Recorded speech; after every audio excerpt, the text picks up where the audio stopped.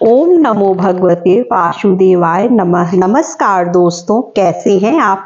ये बताने के लिए कमेंट सेक्शन में ओम नमः शिवाय जरूर लिख दीजिएगा।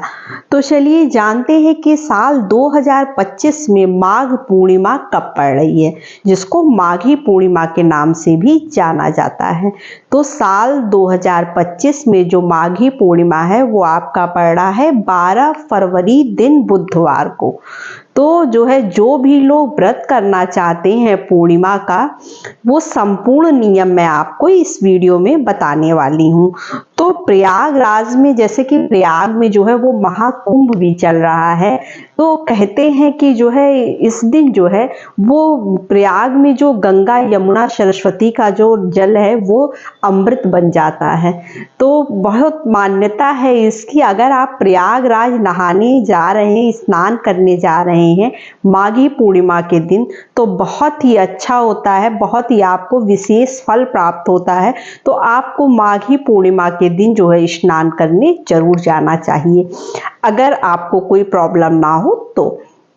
नहीं तो आपको क्या करना चाहिए, माघी पूर्णिमा के दिन स्नान दान और हरि विष्णु की पूजा की जाती है।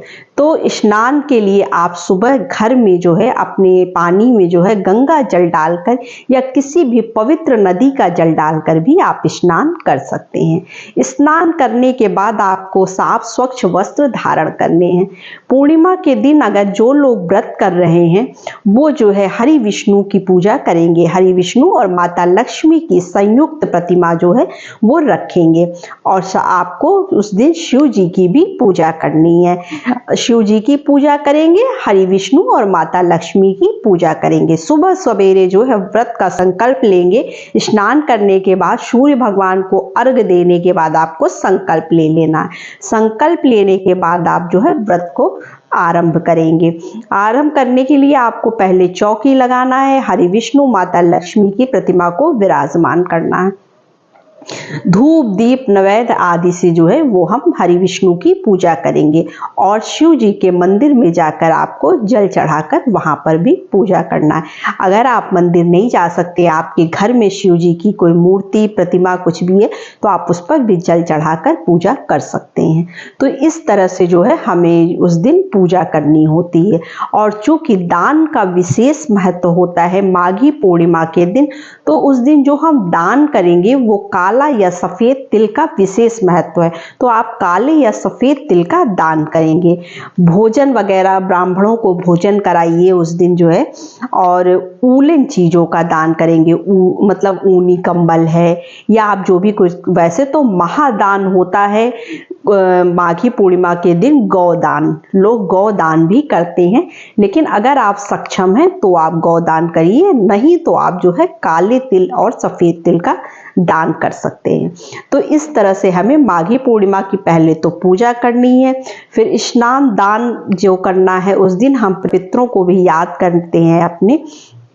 उनका भी जैसे आपके घर में अगर फोटो वगैरह लगी है तो आप हल्के रंग के फूल वगैरह चढ़ा दीजिए, दीप वगैरह जला दीजिए। और उस दिन दीप दान का भी विशेष महत्व होता है। तो दीप दान हमें कहाँ कहाँ करने हैं और कैसे करने हैं, तो उस दिन हम पहले तो मखाने की खीर का भोग लगाएंगे हरि विष्णु और माता लक्ष्मी को।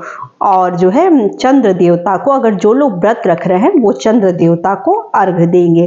तो अर्घ देने का टाइमिंग भी मैं आपको बता दूंगी और पूजा का टाइमिंग भी अभी मैं आपको आगे बताऊंगी। तो उस दिन हम अर्घ देंगे शाम को चंद्र देवता को। चंद्र देवता को अर्घ देने के लिए आपको पानी में थोड़ा सा सफेद तिल और सफेद पुष्प डालकर अर्घ देना है। क्योंकि चंद्र देवता को सफेद चीजों से अर्घ दिया जाता है। चाहे तो आप दूध से भी अर्घ दे सकते हैं। उसके बाद आप पारण कर लीजिएगा चंद्र देवता को अर्घ देने के बाद। अब जो लोग व्रत नहीं रखते हैं, मान लीजिए वो माघी पूर्णिमा का व्रत नहीं रखते। वैसे तो साल में 12 पूर्णिमा होती हैं, 12 पूर्णिमा आती हैं, लेकिन जो माघी पूर्णिमा होती है वो विशेष फल देने वाली होती है, विशेष फलदायी होती है। आपकी कोई भी मनोकामना होगी वो आपकी पूर्ण हो जाएगी। इस दिन हमें सत्यनारायण भगवान की कथा करानी चाहिए, घर में पूजा पाठ करना चाहिए, मंदिर में दीपदान करना चाहिए। अगर आप नदी सरोवर मतलब गंगा नदी नदी और ये प्रयागराज वगैरह नहीं जा पा रहे हैं, तो अगर आपके आसपास कोई नदी है तो गंगा जी का आवाहन करते हुए वहां भी आप दीपदान कर सकते हैं। और अगर आप ऐसा भी कुछ नहीं कर सकते हैं तो आप अपने घर में ही जो है मंदिर में दीपक जला दीजिए। पीपल वृक्ष को जो है आप दीपक जलाइए और जो है शिव जी के मंदिर में दीपक जलाइए। जहां पर आपने चौकी लगाई है हरि विष्णु और माता लक्ष्मी की, वहां पर आप दीपक जला दीजिए। इस तरह से आप जितने दीपों का दान करना चाहते हैं, 5, 7, 11 आप दीपदान कर सकते हैं।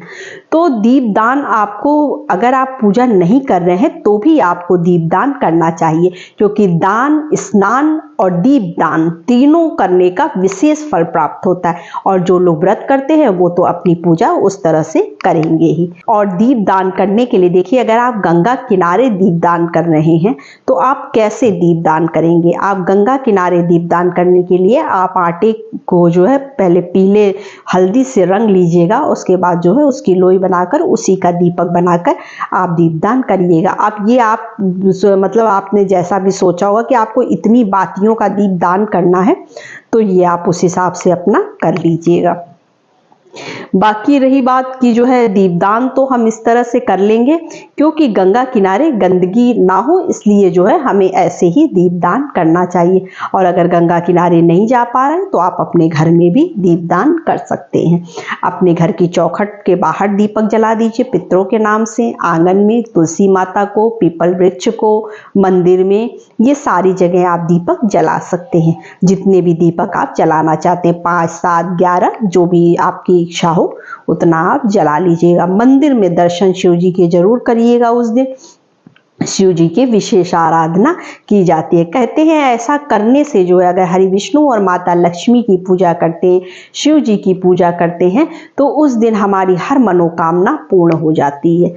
तो इसलिए जो है ये जो माघी पूर्णिमा होता है ये विशेष मतलब थोड़ा सा खास होता है हर पूर्णिमा के हिसाब से। अगर आप गंगा जी नहीं जा पा रहे तो इसके लिए भी मैंने ये वीडियो बनाकर डाल दिया है कि आप गंगा जी अगर घर पर जो है अवतरित करके दीपदान करना चाहते हैं तो आप उस दिन कैसे करेंगे, तो आप वहां पर जाकर चेकआउट कर सकते हैं। चलिए अब मैं आपको बताती हूँ कि आखिर जो है पूजा का जो टाइमिंग है और चंद्र देवता को अर्घ देने का जो टाइमिंग है वो क्या है।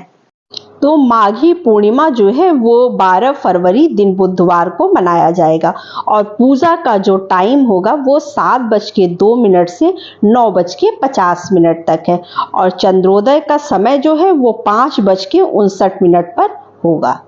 तो बस यही देखिए, छोटी सी वीडियो थी, छोटी सी जानकारी थी। वीडियो अच्छी लगी हो तो अगर अभी तक आपने मेरे चैनल को सब्सक्राइब नहीं किया तो सब्सक्राइब कर लें, बेल आइकन को प्रेस कर दें ताकि मेरी नई वीडियो आने पर उसकी नोटिफिकेशन आपको तुरंत से मिल जाए। ओम नमः शिवाय।